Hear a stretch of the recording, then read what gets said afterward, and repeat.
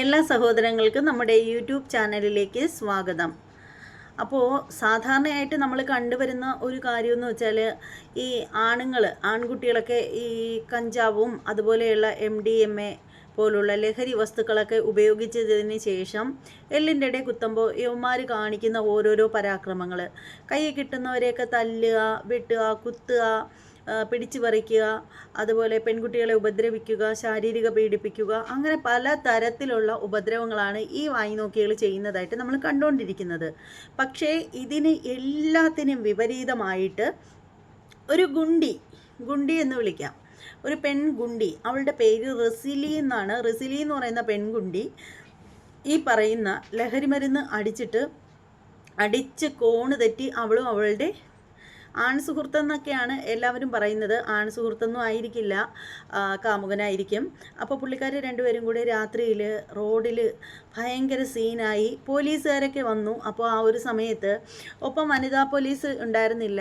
അതിൻ്റെ പേരിൽ അവൾ അവിടെ കിടന്ന് ഭയങ്കരമായിട്ടുള്ള ഷോ ഓഫുകളൊക്കെ കാണിച്ചു. അതിനുശേഷം അവളുടെ കയ്യിലിരുന്ന ഒരു കത്തി പോലുള്ള ഒരു സാധനമാണ് കാണിക്കുന്നത്. മൊബൈൽ ഫോണാണ് എന്ന് പറഞ്ഞിട്ട് ചില മീഡിയക്കാരൊക്കെ പറയുന്നുണ്ട്, ചിലതിൽ പറയുന്നുണ്ട് കത്തിയാണ് എന്നും പറയുന്നുണ്ട്. അപ്പോൾ എന്താണ് സത്യമെന്ന് അറിയില്ല. എന്ത് തന്നെയാണെങ്കിലും ഇവള് അത് വെച്ചിട്ട് പോലീസ് ജീപ്പിലെ ഗ്ലാസ്സൊക്കെ കുത്തിപ്പൊട്ടിക്കുന്ന ആ ഒരു കാഴ്ചയാണ് കാണുന്നത്. പക്ഷെ പോലീസുകാർക്ക് ഒന്നും ചെയ്യാൻ പറ്റാത്തൊരവസ്ഥയാണ്. കാരണം ഇങ്ങനെ കാണിച്ചത് ഒരു പുരുഷനാണെങ്കിൽ അവർ തൂക്കിയെടുത്ത് കുനിച്ചു ചേർത്ത് 2 ഇടിയും ഇടിച്ച് വണ്ടിയിലെടുത്ത് ഇട്ടിട്ട് എപ്പോഴേ കൊണ്ടുപോകാനെന്നോ. ഇവളൊരു പെണ്ണായതുകൊണ്ട് തന്നെ അവർക്ക് അതിൽ പരിമിതിയുണ്ടല്ലോ. അപ്പോൾ അതുകൊണ്ട് തന്നെ അവർ ക്ഷമിക്കുകയായിരുന്നു. പക്ഷേ ഇവൾ അതിനുശേഷം പോലീസുകാരെ വെല്ലുവിളിക്കുന്നു.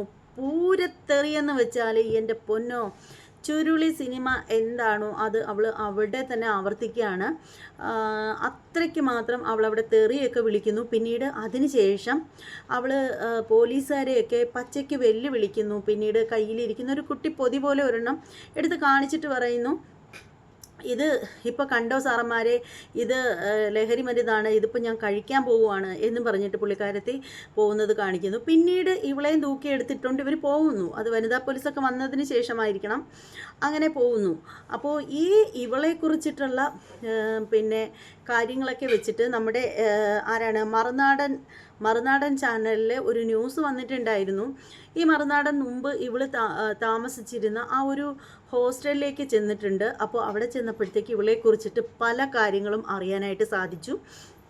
ഇവളുടെ ഒരു സ്വഭാവം എന്ന് പറയുന്നത്, ഇവള് ഇന്നിപ്പോൾ വന്ന് ഹോസ്റ്റലിൽ ഇന്ന് കിടന്നുറങ്ങുവാണെങ്കിൽ നാളെ പോയി കഴിഞ്ഞാൽ പിന്നെ അവൾ അന്ന് വരില്ല. അത് കഴിഞ്ഞിട്ട് പിറ്റേ ദിവസം അങ്ങനെ അവൾക്ക് ബോധിക്കുമ്പോൾ വരും. അങ്ങനെയാണ് അവളുടെ ഒരു സ്വഭാവം എന്ന് പറയുന്നത്. അങ്ങനെ ഒരു ദിവസം വന്നിട്ട് ആ ഒരു ഹോസ്റ്റലിൽ ചവിട്ടി തകർത്ത് അതും ഇതുമൊക്കെ ചപ്പ് ചിപ്പൊക്കെ ഗ്ലാസ്സൊക്കെ ചവിട്ടിക്കിട്ട് അവളൊരു പോക്കങ്ങ് പോയി. അമ്മാതിരി അഹങ്കാരിയാണ് ഇവളെന്ന് പറയുന്നത്. ശരിക്കും പറഞ്ഞാൽ ഈ ഒരു പെൺകുട്ടിക്ക് ചോദിക്കാനും പറയാനൊന്നും ആരുമില്ലേ എന്ന് വരെ തോന്നിപ്പോവുകയാണ്. ഇത്തരത്തിലുള്ള ഇവളെ എങ്ങനെ സഹിക്കാൻ പറ്റുമല്ലേ? വീട്ടുകാരുപേക്ഷിച്ചതോ അതോ വീട്ടുകാരെ ഇവൾ ഉപേക്ഷിച്ചതോ എന്ന് അറിയാൻ പറ്റില്ല. എന്ത് തന്നെയാണെങ്കിലും ഇവളൊരു പെൺകുട്ടിയാണ് എന്നുള്ളൊരു ബോധം പോലും ഇവൾക്ക് ഇല്ല എന്നുള്ളത് വളരെ കഷ്ടമായിട്ടുള്ളൊരു കാര്യമാണ്. ഇവൾ ശരിക്കും ലഹരി മരുന്നിനും കൂട്ടുകെട്ടിനും അടിമയായിപ്പോയതാവണം ഇതിനൊക്കെ കാരണം. പക്ഷേ എന്നെങ്കിലും ഒരിക്കലും ഇവളൊക്കെ കരയേണ്ട ഒരു സാഹചര്യം ഉണ്ടാവും എന്നുള്ളത് ഉറപ്പാണ്. കാരണം ഇങ്ങനെയൊക്കെ ഒരു പെൺകുട്ടിക്ക് എത്ര നാൾ ജീവിക്കാൻ കഴിയും തന്നിഷ്ടക്കാരിയും അഹങ്കാരിയുമായിട്ട്? എന്ത് തന്നെയാണെങ്കിലും ആ പെൺകുട്ടി അവിടെ കാണിച്ച പല കാര്യങ്ങളും CCTV ദൃശ്യങ്ങൾ കാണുന്നുണ്ട്. അപ്പോൾ ആ ഒരു ദൃശ്യങ്ങളൊക്കെ നമുക്കൊന്ന് കണ്ടിട്ട് വരാം. ഇത് നമ്മുടെ മറുനാടൻ ചാനലിൽ അവരെടുത്ത ആ ഒരു വീഡിയോയുടെ ഭാഗം കേട്ടോ. ഒപ്പം താമസിച്ചിരുന്ന ആ പെൺകുട്ടിയുടെ വസ്ത്രങ്ങൾ ആ പെൺകുട്ടി അറിയാതെ ധരിച്ചുകൊണ്ട് പുറത്തു പോവുകയും പിന്നീട് ഇതിനെ തുടർന്ന് ഒരു തർക്കമുണ്ടാകുകയും ഒക്കെ ചെയ്തു. അങ്ങനെ ഈ പെൺകുട്ടിയെ ഇവിടെ നിന്നും പുറത്താക്കി. അതിനുശേഷം ഉണ്ടായ ഒരു തർക്കമാണ് ഇത്തരത്തിലൊരു സംഭവത്തിന് ഇടയാക്കിയെന്നാണ് നമുക്ക് മനസ്സിലാക്കാൻ കഴിയുന്നത്. അതായത് എന്താണ് കാര്യമെന്ന് വെച്ചാൽ, ഈ പെണ്ണ് എന്ത് ചെയ്തെന്നോ, ഈ പെണ്ണിൻ്റെ ഒപ്പം താമസിച്ചിരുന്ന, അവളുടെ മുറിയിൽ താമസിച്ചിരുന്ന ഒരു പെൺകുട്ടിയുടെ വസ്ത്രം എടുത്തിട്ട് അവൾ പോലും അറിയാതെ ഇവൾ മുങ്ങിയതിന് ശേഷം പൊങ്ങിയപ്പോൾ അതിനെക്കുറിച്ച് ചോദിച്ച് തമ്മിൽ തർക്കമുണ്ടായി. ആ ഒരു തർക്കം ഉണ്ടായി കഴിഞ്ഞപ്പോഴത്തേക്കാണ് അവൾ അവിടെ ഭയങ്കരമായിട്ടുള്ള പ്രശ്നങ്ങളൊക്കെ ഉണ്ടാക്കിയത് എന്നാണ് അറിയാൻ സാധിക്കുന്നത്. അത് നമുക്ക് ഈ ഹോസ്റ്റൽ നടത്തിപ്പുകാരോട് ചോദിക്കാം എന്താണെന്ന് സംഭവിച്ചതെന്ന്. മുംതാസ് നമ്മുടെ ചെയ്യുകയാണ്. മുംതാസ് ഈ സംഭവം നടക്കുമ്പോൾ ഇവിടെ ഉണ്ടായിരുന്നു. മുംതാസ് അന്ന് എന്താ സംഭവിച്ചത്? നവംബർ 21-നാണ് ഇയാൾ ഇവിടെ വരുന്നത്. അപ്പോൾ കൂടെ താമസിക്കുന്ന കുട്ടിയുടെ ഡ്രസ്സ് ഇങ്ങനെ എല്ലാം പോയിക്കൊണ്ടിരിക്കണം എന്നുള്ള സെർച്ച് ചെയ്തപ്പോൾ ആ കുട്ടിക്ക് മനസ്സിലായി.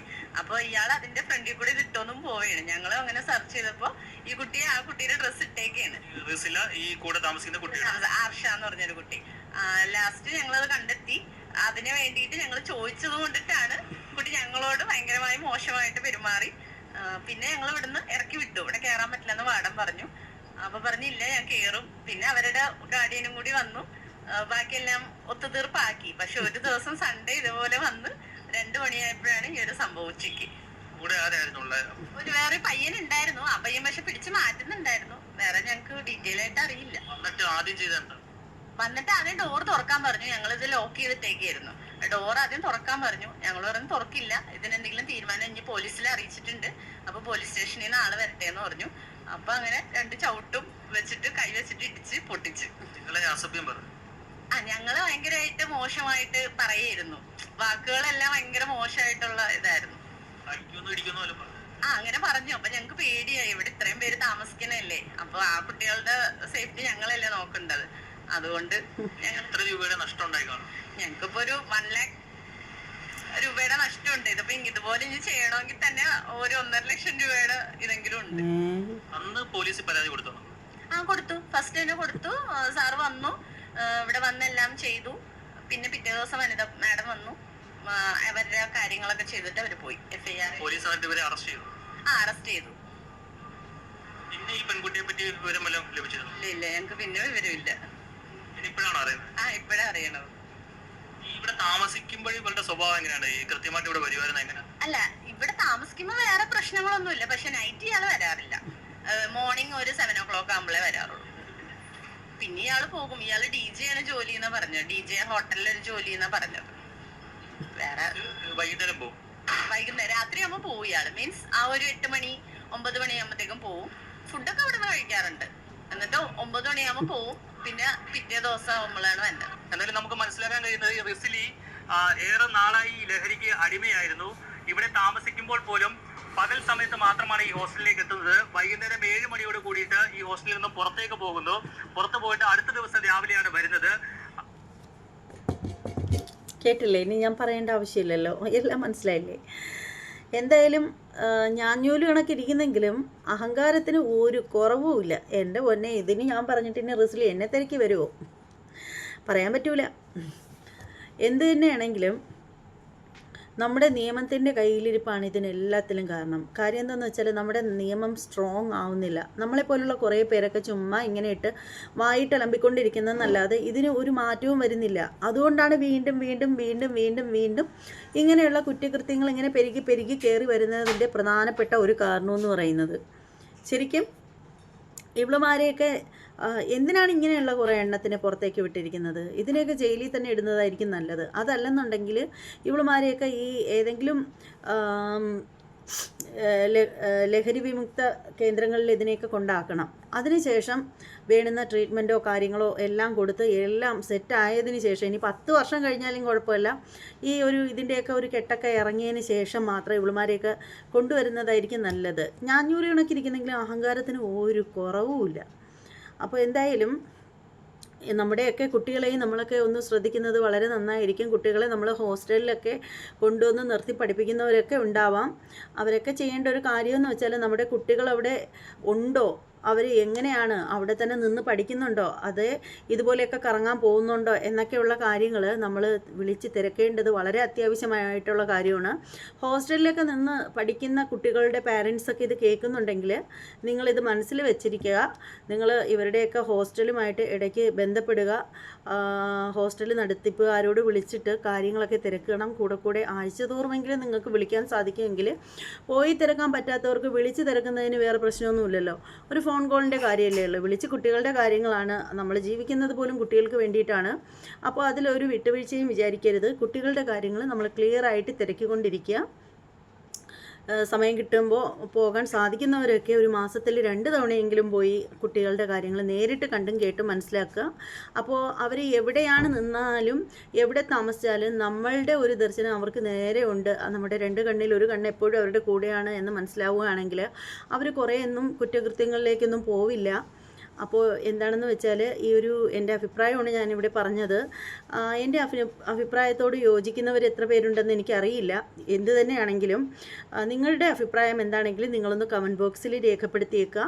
നമ്മുടെ വീഡിയോ ഇഷ്ടപ്പെട്ടാലും ഇല്ലെങ്കിലും നിങ്ങളുടെ അഭിപ്രായം നിങ്ങൾ രേഖപ്പെടുത്തുക, അതിലൊന്നും ഒരു പ്രശ്നമില്ല.